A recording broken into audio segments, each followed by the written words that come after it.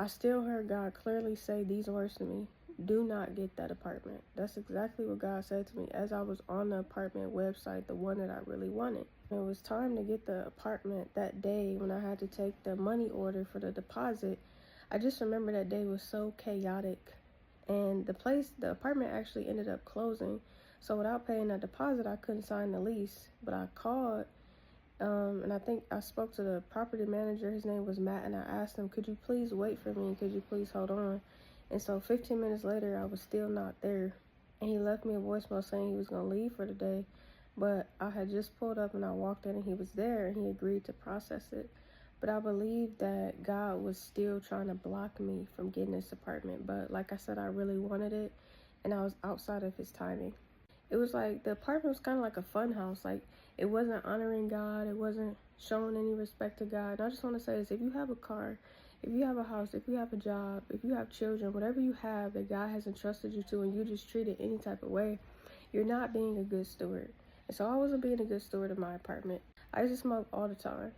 And I remember the state trooper lived next to me, but I didn't care that the state trooper lived next to me. I was paying my rent. They was paying their rent.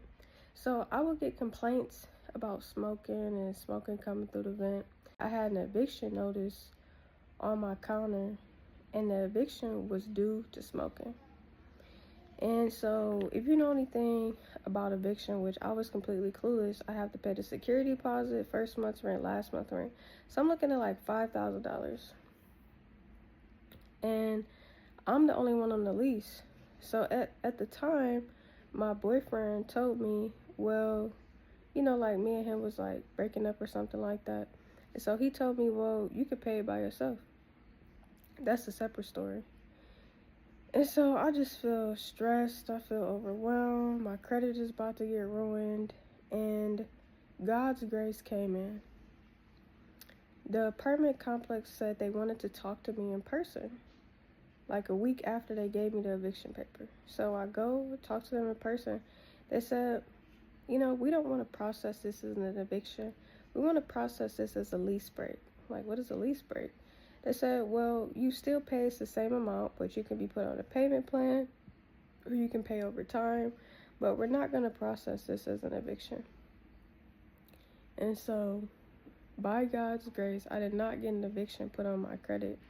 But I feel like the purpose of this story is to really, truly wait on God's timing, to be a good steward over anything that God gives you, and to see how God will still be with you in your mistakes. I made a mistake by getting that apartment.